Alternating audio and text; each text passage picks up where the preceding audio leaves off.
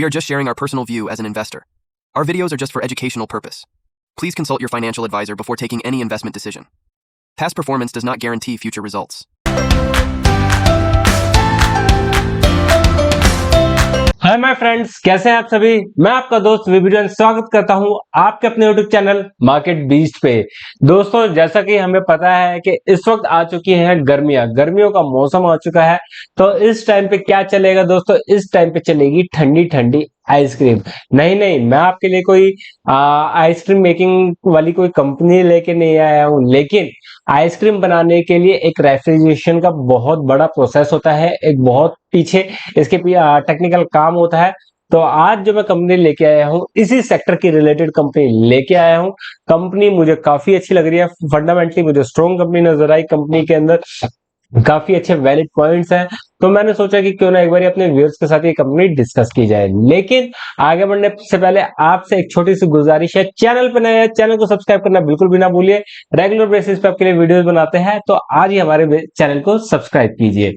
चलिए देखते हैं आज वो कौन सी कंपनी में आपके लिए लेके आया हूँ। सबसे पहले छोटा सा एक डिस्क्लेमर है दोस्तों कि वीडियो सिर्फ एक एजुकेशन पर्पज के लिए है, किसी भी तरह की बाइंग या सेलिंग की रिकमेंडेशन नहीं है। वीडियो का फ्लो किस तरीके से होने वाला है, सबसे पहले हम समझेंगे कंपनी के quarterly and yearly result, company के शेयर होल्डिंग पैटर्न को समझेंगे, कंपनी के बिजनेस को समझेंगे, एंड एट लास्ट कंपनी के फ्यूचर को, कि कंपनी का फ्यूचर में क्या पोटेंशियल है, किस तरीके से क्या हो सकता है, वो सारी चीजों को हम अनलॉक करेंगे। तो फिर हमें कंपनी के बारे में ज्यादा अच्छी समझ आएगी। चलिए अब आगे देखते हैं। जैसा कि आप देख सकते हैं, कंपनी का नाम है आइस मेक रेफ्रिजरेशन लिमिटेड। जी हाँ, ये वो कंपनी है जो आइस बनाने के पीछे जो रेफ्रिजरेशन का वर्क होता है, वो काम ये कंपनी किया करती है। काफी अच्छा मेरे को इसका कॉन्सेप्ट नजर आया। चलिए देखते हैं क्या कॉन्सेप्ट है, क्या बिजनेस है। सबसे पहले कंपनी के नंबर्स को देख लेते हैं। Company consistently quarter on quarter के बेस के ऊपर आपको यहाँ पे क्लियर कट नजर आ रहा होगा कि कंपनी बहुत बेहतरीन ग्रोथ लेती हुई जा रही है। दिसंबर 2024 में कंपनी लगभग 110 करोड़ रुपए की सेल्स कर रही है, सितंबर में लगभग 103 करोड़ रुपए की सेल्स कर रही है, और दिसंबर 2023 में लगभग 82 करोड़ रुपए की सेल्स कर रही है। तो कंपनी बेहतरीन तरीके से कंसिस्टेंटली अपने सेल्स को ऊपर की तरफ ले जा पा रही है। कंपनी के ऑपरेटिंग प्रॉफिट मार्जिन भी ठीक ठाक से नजर आ रहे हैं, और अगर आप देखोगे तो कंपनी का नेट प्रॉफिट भी मुझे यहाँ पे ठीक ठाक से नजर आ रहा है। एक बात नोट करने वाली है दोस्तों कि मार्च 2024 में कंपनी ने लास्ट ईयर लगभग 14 करोड़ रुपए के आसपास के नेट प्रॉफिट कर रखे हैं। तो इस बार भी हमें एक बड़ा धमाका होने की पूरी उम्मीद यहाँ पे मिल सकती है। चलिए आगे देखते हैं। कंपनी की जो सेल्स है दोस्तों, अगर आप देखते हैं तो लगातार consistently year on year basis पे इंक्रीज हो रही है। 2017 में जहां कंपनी की सेल्स लगभग 88 करोड़ रुपए की थी, टीटीएम पे वो सेल्स आ चुकी है लगभग 439 करोड़ की, 450 करोड़ की कह सकते हैं। तो यहाँ पे आपको एक बहुत ही बढ़िया जंप देखने को मिल रहा है। ऑपरेटिंग प्रॉफिट मार्जिन में भी हमें कंपनी ठीक ठाक सी एक कंसिस्टेंसी देखने को मिल रही है, तो ये भी एक काफी पॉजिटिव चीज मैं कहूंगा दोस्तों। और कंपनी के जो नेट प्रॉफिट है दोस्तों, वहां पे भी मेरे को एक ठीक ठाक सी कंसिस्टेंसी देखने को मिल रही है। और दोस्तों, जब ऐसी चीज आपको देखने को मिलती है तो यकीन मानिए इस तरह की कंपनियां बहुत ही ज्यादा अच्छा करती हैं। ठीक है, आगे बढ़ते हैं। शेयर होल्डिंग पैटर्न के बारे में बात करूं तो कंपनी की इक्विटी कैपिटल कांस्टेंट है, which is a very good thing. Reserves and boring के बारे में बात करूं तो कहीं ना कहीं मेरे को कंपनी के ऊपर बोरिंग्स अच्छी खासी नजर आ रही हैं। ठीक है, इसमें कोई दो राय नहीं है, लेकिन ठीक है, कंपनी जिस तरह से ग्रो कर रही है, ग्रोइंग फेज में है, तो कंपनी इस तरह से की कंपनियों के ऊपर अगर थोड़ी बहुत बोरिंग होती भी है तो कोई खास इशू वाली बात नहीं है। चलिए अब आगे देखते हैं और शेयर होल्डिंग पैटर्न को समझते हैं। लगभग 74% माल जो है प्रमोटर्स अपने पास रख के बैठे हुए हैं।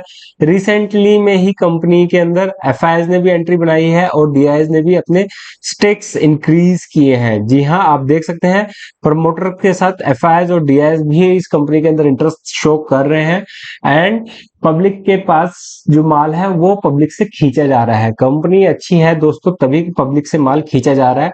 ये बात मैं आप लोगों को शुरू से कहता आ रहा हूं, इस बात को आप शुरू से समझिए कि इस तरह की कंपनियां काफी अच्छा करती हैं, तो इस बात को समझिए आप लोग। ठीक है, चलिए अब चलते हैं कंपनी के बिजनेस के ऊपर। तो दोस्तों, कंपनी का बिजनेस अगर मैं बात करूं तो अलग अलग बिजनेस है। कंपनी मॉड्यूलर कोल्ड रूम बनाती है, वॉक इन कोल्ड रूम बनाती है, कस्टमाइज बिल्ड कोल्ड रूम बनाती है। कोल्ड रूम वो होता है जहाँ पे एक कमरा होता है, बड़ा सा कमरा होता है, उस कमरे के अंदर बहुत सारा सामान रखा होता है और कोई पर्टिकुलर पर्सन अंदर जाता है, सामान जो उसको जो चाहिए होता है वो लेता है और फिर वो बाहर आ जाता है। ठीक है, और वो कमरा अंदर से बहुत ज्यादा ठंडा होता है। तो इस तरीके के जो इस काम को करने के लिए काफी ज्यादा टेक्निकलिटी चाहिए होती है, काफी ज्यादा स्पेशलाइजेशन चाहिए होता है फ्रोजन प्रोडक्ट्स के लिए।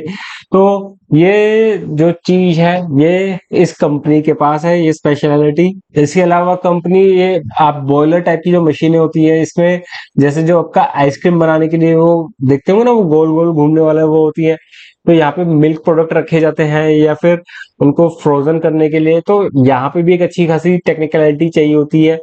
तो ये कंपनी इस तरह के बॉयलर्स को भी बनाने का काम किया करती है। तो ये भी एक काफी इंपॉर्टेंट प्रोडक्ट होता है।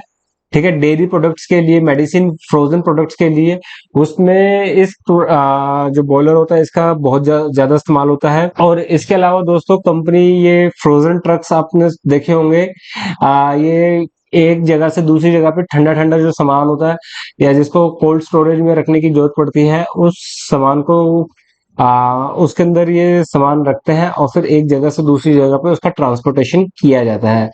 तो ये सारा काम भी इसके अंदर होता है। तो ओवरऑल मैं कहूँ तो कंपनी काफी अच्छे बिजनेस में है और गर्मियों में इस तरह का बिजनेस की काफी अच्छी डिमांड रहती है।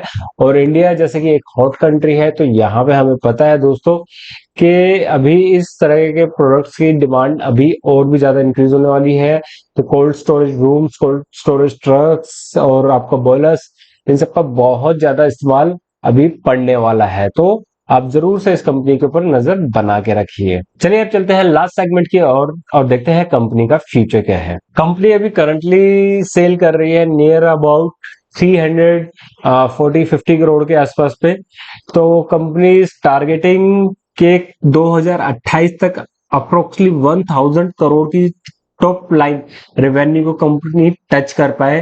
तो दोस्तों अगर ऐसा होता है तो कंपनी के लिए काफी ज्यादा पॉजिटिव मैं इस चीज को मानूंगा कि yes, company is doing good. Numbers पे कंपनी अच्छी लग रही है, कंपनी फंडामेंटली स्ट्रॉन्ग लग रही है, कंपनी के एस्पिरेंट कंपनी है, कंपनी काफी अच्छा इन फ्यूचर में करने वाली है। तो ओवरऑल अगर मैं कहूँ तो कंपनी इज डूइंग गुड। तो देखते हैं इन फ्यूचर में किस तरीके से करती है एंड सारी चीजें हम आगे इन फ्यूचर में फिर इस कंपनी के बारे में आगे भी डिस्कस करेंगे। तो ये था मेरा आज का analysis about ice make refrigeration limited. कैसा ये एनालिसिस लगा जरूर से कमेंट बॉक्स में बताइएगा दोस्तों, और चैनल को सब्सक्राइब करना बिल्कुल भी ना भूलिएगा। इसी तरीके के कंटेंट हमेशा आपके लिए लाते रहेंगे। मिलते हैं अगले वीडियो में। Till then bye bye.